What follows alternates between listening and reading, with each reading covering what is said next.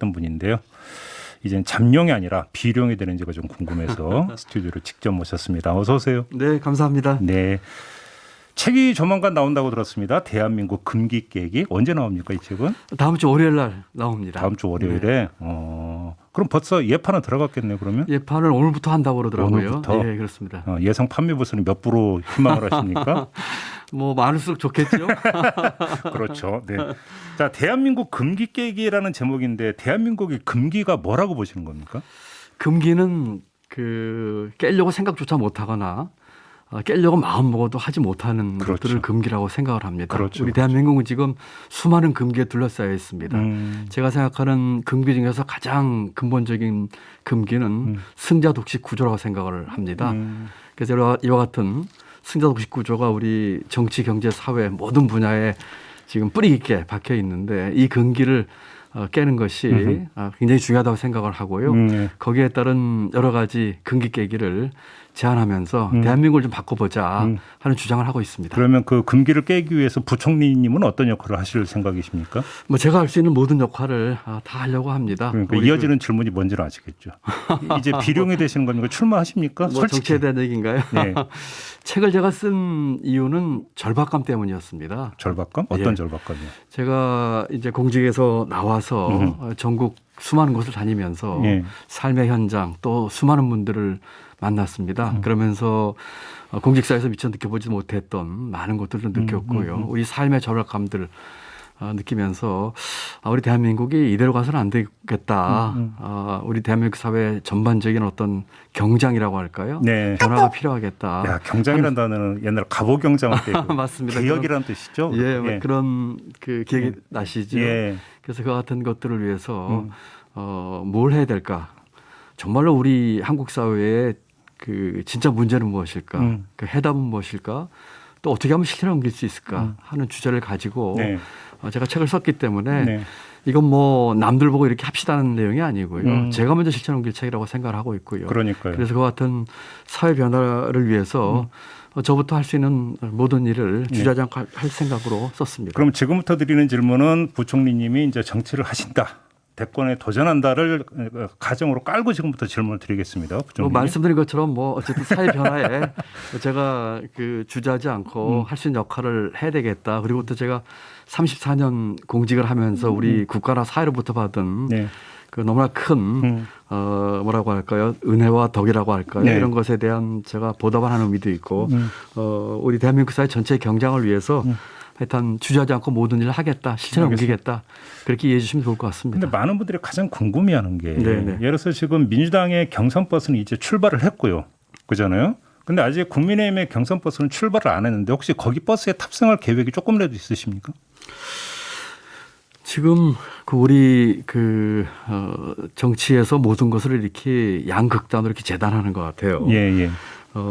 제가 이렇게 다녀보면서 만났던 수많은 분들을 보면은 양극단으로 갈려져 있으니까 우리가 공통분모가 굉장히 적다고 생각들 하고 있거든요. 그렇지만 사실은 우리 국민의 잠재력 저력뿐만 아니라 예. 국민들이 갖고 있는 보편적 가치나 철학이나 공동체에 대한 그런 생각, 애국심 이런 것을 봤을 적에는 네.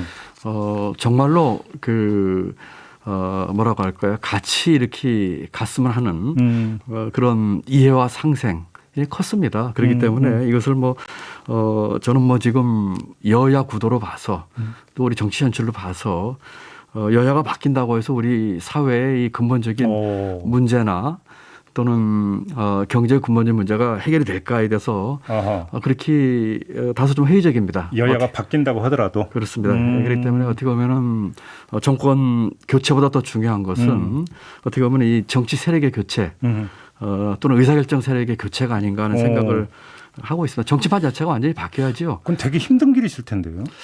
이게 어떤 길을 얘기하는 것보다도요. 네. 우리가 지향해야 될 방향에 대한 말씀을 드리는 것이니까요.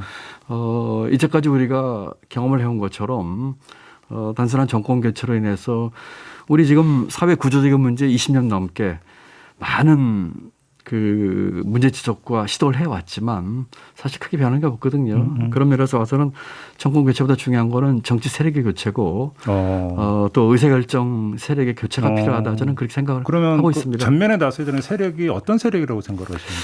저는 뭐 제 책에서는 뭐 아래로부터의 반란을 주장을 했습니다. 지금 그동안의 우리 사회의 변화에 대한 중요한 의사결정은 소수의 정치 엘리트나 고위 관료, 뭐 저도 거기서 자유롭지 못합니다만 예. 또는 소수의 소위 사회 지도층으로부터 내려왔는데 우리 국민의 그 저력과 잠재력 또는 아까 말씀드린 그 공동체에 대한 생각 이런 걸 봤을 적에 그와 같은 아래로부터의 반란 또는 시민들의 어떤 목소리 또 정치 참여와 또 의사결정의 참여 이런 것을 통해서 뭐 탑다운적인 그런 변화와 또 밑에서부터 올라오는 그 아래로부터의 반란이 같이 이렇게 조화롭게 될 때 우리 사회가 바뀔 수 있지 않을까 이렇게 생각을 합니다. 그러면 그런 세력이 구축이 돼서 이제 우리 사회와 정치를 향해서 목소리를 내야 될 텐데 거기서 부총리님이 그 전에 냈던 목소리를 보니까 현금복지가 아니라 기회복지다 이런 말씀하신 적 있어요. 이거 좀 네, 풀어주세요. 기회복지라는 게 어떤 개념입니까? 우리 지금 청년들이나 이제 국민들께서 보실 적에 한 번이라 두 번, 세 번 나눠주는 현금으로 할까요? 물론 뭐 그때 받으면 좋긴 하겠지만 네. 정말로 목마른 것은 기회라고 생각을 합니다. 네. 제가 한 2달 전에 의정부에 있는 어느 특성화고등학교 간 적이 있어요. 예. 고3 여학생이 제게 손편지를 전해주더라고요. 아버지가 곧 중3 때 돌아가셔서 자기가 소녀가장을 곧 해야 되는데 취업이 안 돼서 힘듭니다. 이런 편지였어요. 한 45년 전에 제가 똑같은 위치에 있었거든요. 저도 상업학교 네, 고3이었고 예. 어렵게 판잣집에서 살았고 그때 취직을 하고 어려웠지만 야간대학을 들어갔습니다. 45년 동안 경제가 수십 배 또는 수백 배 발전하고 경제 규모가 커졌는데 왜 이 학생에게는 취업의 기회나 뭔가를 할 수 있는 기회가 안 주어지고 오히려 줄어드는지 그러니까 이제 생각을 해보면 첫째로는 기회가 주어지지 않는 것이죠. 그건 경제의 역동성과 경제 규모의 성장과 커짐과 관련이 있고요. 두 번째는 기회가 주어져도 아주 그 형평에 어긋나는 불공평이 주어집니다. 어떤 사람은 수많은 기회가 주어지고 넘치는 기회가 주어지고 어떤 사람에게 기회가 안 주어져요. 그렇죠. 기회의 빈익빈 부익부 현상 심지어는 기회의 사재기 현상까지 나오거든요. 그렇다면 더 고른 기회가 주어지지 않고 있죠. 우리에게 지금 필요한 것은 더 많은 기회를 만들어야 되고 또 주어지는 기회가 더 고르게 주어져야 되고 또 그런 기회조차 접근할 수 없는 사람들에게는 기회 안전망이 주어져야 되는 것. 이것이 이제 기회복지고요. 그래서 이와 같은 아까 말씀드린 청년들에게 몇 번에 돈 나눠주는 것이 아니라 기회를 만들어줘야 되는 것. 또 장사하시는 분들에게 장사할 기회, 사업할 기회, 기업할 기회, 젊은이들 사랑할 기회, 결혼할 기회 이런 것들을 주는 것이 기회복지입니다. 근데 부총리님 한번 이렇게 질문을 드릴 거예요. 경제부총리를 하셨으니까 그 누구보다 잘하실 텐데 네네. 지금 어느 정권치고 좋은 일자리 만들기 싫어서 안 만드는 정권은 없잖아요. 그렇습니다. 예. 자, 그러면 이제 이것은 어떤 대한민국 경제 구조의 전반에 대한 진단 속에서 나오는 어째 한계든지 간에 뭐든지 간에 이 구조적인 문제가 작동을 하고 있는 게 네네. 인위적인 정책 요인만 가지고 좋은 일자리를 많이 모든 청년들에게 골고루 기회가 될 수 있게 만들 수 있는 겁니까? 그 이제 굉장히 그 아주 포괄적인 질문이시고요. 네. 말씀 주신 것처럼 경제 구조에 대한 얘기도 생각을 해봐야 되고요. 예. 또 우리 사회의 어떤 그 교육이나 인력 양성 같은 문제도 생각을 해봐야 될 문제고요. 특히 우리 사회 전체를 갖고 있는 사회 보상 체계 문제도 있습니다. 보상 체계. 예, 어떤 뭐 인센티브 시스템이 있죠.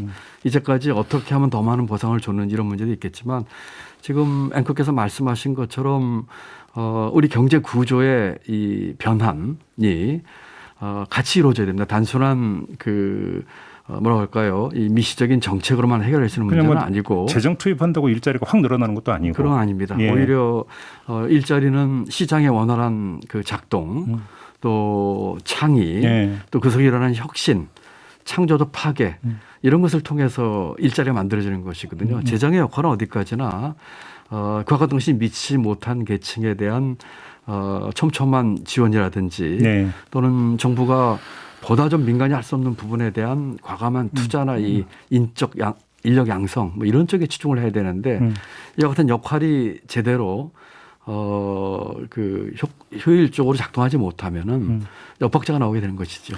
이 점은 어떻게 보세요? 지금 우리 사회 일각 특히 이제 뭐 야권 쪽에서 이런 이야기가 많이 나옵니다. 뭐 할당제 이런 거가 중요한 게 아니라 결국은 실력대로 평가받을 수 있는 공정한 시스템이 지금 작동을 안 하고 있는 게 중요한 문제다. 이런 그 목소리가 나오고 있는 거 알고 계시죠? 네. 자, 이런 게 그러면 지금 부총리님이 말씀하신 기회복지라는 관점에서 올바른 목소리라고 평가하십니까?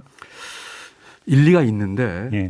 좀 생각해 볼 점이 있다고 생각을 합니다. 예. 소위 말하는 실력주의가 나름대로 공정하다고 하는 생각을 할 수도 있지만 거꾸로 뒤집으면은 실력주의라고 하는 외피를 쓴 세습주의도 많아요. 그렇죠. 예, 그렇다면은 과거에는 이제 부와 재산을 대물림함으로써 세습이 이루어졌는데 이제는 인적 자원에 대한 투자를 통해서 세습이 이루어지는 사회가 됐거든요. 네. 그렇기 때문에 우리 사회에서 이와 같은 실력주의 뒤에 있는 그 기회의 불형평 내지는 고르지 않은 기회가 주어지는 것에 대해서 예. 정말 깊은 고민을 해봐야 된다고 생각을 합니다. 제가 대학 총장을 하면서 보면은 그 대학 진학과 또는 학생의 직업 선택, 평생 소득이 부모의 소득과 아주 밀접한 관계가 있어요. 이와 같은 것들이 그 능력주의라고 하는 잣대로 인해서 공정이라고 얘기를 한다면은 보다 성숙한 사회가 되는데 그다지 바람직하지 않습니다. 그렇기 때문에 실력주의 이면에 있는 이와 같은 세습주의. 그래서 제가 이제 세습 경제라고 하는 금길 깨자는 주장도 책에서 하고 있거든요. 네네. 이런 것들이 좀 해결된다고 생각을 합니다. 좀 화제를 좀 바꿔보죠. 네. 자, 부총리님은 문재인 정부 초대 경제부총리셨고 그다음에 윤석열 검찰총장, 최재형 감사원장 모두 문재인 정부에서 임명이 됐던 분들입니다. 근데 공교롭게도 대선 출마 의지를 밝히고 있고 그것도 문재인 정부에 등지면서 지금 밝히고 있는데요. 이 현상을 지금 어떻게 그러니까 평가를 해야 될지가 상당히 궁금한데 부총리님은 어떻게 지금 이 상황을 그러니까 정리하고 평가를 하고 있습니까? 그 현 정부에서 뭐 대권 주자를 키웠다 이런 말들에 대해서는 저는 개인적으로 동의하지 않습니다. 네. 저는 부총리 때 그 최저임금 인상을 포함한 경제 정책 문제에 대해서 제가 아주 소신껏 얘기를 했고 청와대와 치열한 논쟁도 벌였습니다만은 뭐 정치를 목적으로 이렇게 대립각을 세운 적은 없습니다. 예. 정권과의 대립이 아니라 정책에서의 대립각이 되겠죠. 뭐 그렇지만 그 말씀하신 두 분께서 그 정치적인 행보를 정하시고 또 앞길 가시는 것에 대해서 뭐 제가 뭐라고 이야기할 그런 입장은 아닌 것 같고요. 다만 앵커께서 말씀하신 그 제가 책을 내면서 책 속에서 제가 우리 대한민국에 나갈 비전과 대안과 방법에 대한 걸 제시를 했거든요. 그런 분들은 어떤 생각을 갖고 계신지 상당히 궁금합니다. 혹시 만나보실 생각이 있으십니까? 제가 그 대한민국을 바뀌었다는 생각을 하고 아까 말씀드린 대한민국 경장을 위해서 이 비전과 방향을 제시를 했는데 그와 같은 내용에 대해서 우리나라가 나아갈 방향에 대해서 생산적인 토론을 하는 것이라면은 두 분뿐만 아니라 어떤 분들하고도 만나서 토론하고 또 우리 앞날을 위해서 같이 머리를 맞대고 고민할 그런 자세는 돼 있습니다. 혹시 그동안에 연락을 주고받으신 적은 그런 적은 없습니다. 지난번에 우리 최 원장님께서 상을 당하셔서 한번 제가 문상 간 것 제가 부총리 때 감사원장을 하셨거든요. 뭐 그거 외에는 뭐 특별하게 연락한 적은 없습니다. 알겠습니다. 저희가 어제 이재명 경기지사하고 인터뷰를 했는데 이재명 지사가 이제 그 문재인 정부의 과로, 공 말고 과로 부동산 정책을 꼽으면서 그 패착은 관료들의 저항이었다. 이렇게 진단한 바가 있었거든요. 관료들을 틀어줘야 된다 이런 이야기도 함께 했는데 어떻게 평가하십니까? 저는 그 우리 이사께서 공무원과의 그 전쟁식으로 이런 걸 해결하는 접근에는 동의하지 않습니다. 그래요? 예, 그렇습니다. 공직사회나 이 관폐화 문제에 대한 거는 저도 뭐 생각을 같이 하는 부분이 있지만은 관료를 확 틀어지고 어떤 정책, 뭐 기본소득이 되나요? 어떤 정책 또는 뭐 하시려고 하는 것들에 대해서 어떤 성과를 올릴 수 있는지에 대해서 저는 그다지 썩 그 동의하기 어려운 것 같습니다. 관료는 개혁의 대상으로 삼아서가 아니라 같이 가야 할 개혁의 주체로 가야 할 그런 대상들이고요. 네. 선출직 공무원과 또 우리 이런 일반직 공무원들이 같이 이렇게 한 마음으로 한 목표를 향해서 갈 때 이 성과를 낼 수 있는 것이거든요. 그렇기 때문에 말씀하신 아마 취지는 공직사에서 갖고 있는 문제나 또는 관피한 문제들에 대한 지적은 뭐 저도 생각을 같이 합니다만 예. 어디까지나 정책 목표를 정하고 집행해서 성과를 내는 데는 같은 마음으로 가는 식으로 다시 말씀드려서 개혁의 주체로서 같이 가야 된다. 저는 그렇게 생각하고 있습니다. 근데 이야기가 나온 게 하나만 그럼 더 여쭤볼게요. 네네. 관료의 어떤 처신과 도리의 문제라는 걸 한번 여쭤보고 싶은데요. 네네. 부총리님 같은 경우는 경제부총리직을 이제 그만두고 2년 반 동안 예를 들어서 이제 어떤 민생 행정에 이렇게 돌았기 때문에 그러니까 별도라고 보지만 네.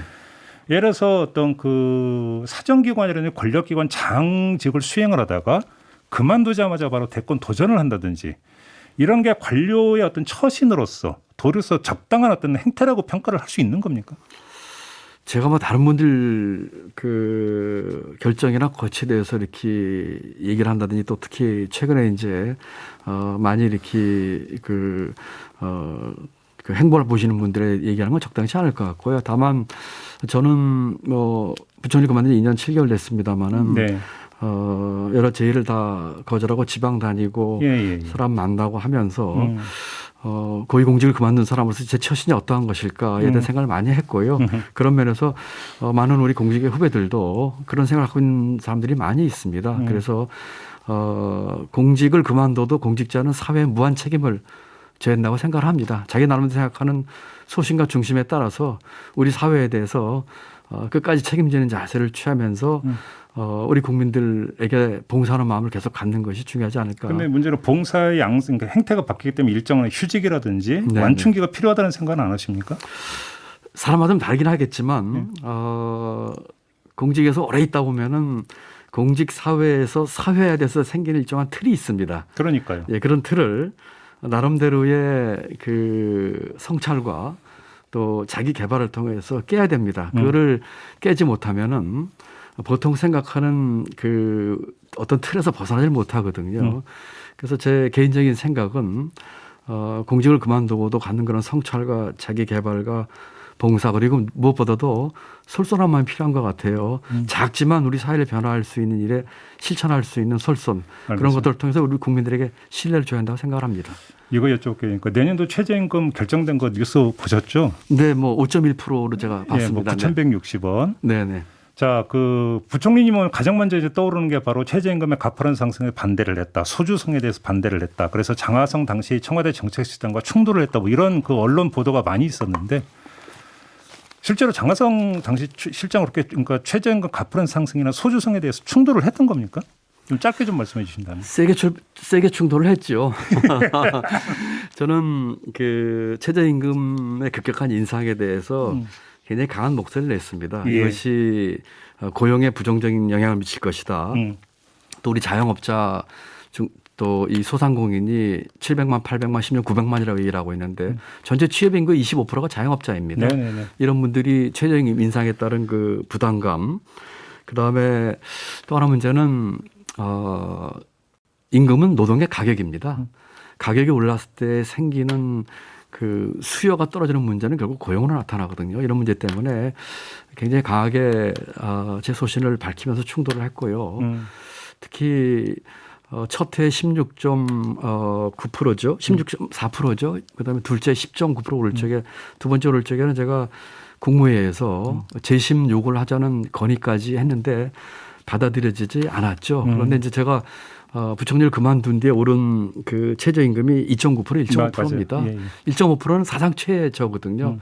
이런 것을 감안했을 적에 애초에 제가 강하게 소신껏 얘기했던 장기 계획을 갖고 조금 합리적인 수준에서의 임금 인상과 또 하나 중요한 건 시장과 이 기업과의 소통을 알겠습니다. 통한 이런 걸 했는데 결과적으로는 많이 반영이 안 됐습니다만 당시로는 이제 뭐 세게 이런 충돌을 하면서 많은 토론을 했었죠. 요거는 좀 이제 그 토론거리로 남겨놓고 앞으로 이제 정책부를 그으시면 여러 차례 이야기할 기회가 있을 거니까 네, 좀 네. 여원만 남기고 시간이 다 돼서 네. 오늘은 이렇게 좀 마무리를 해야 될 것 같습니다. 네, 그렇게 하시죠. 고맙습니다, 네, 부총리님. 감사합니다. 수고하십시오. 지금까지 김동연 전 경제부총리였습니다.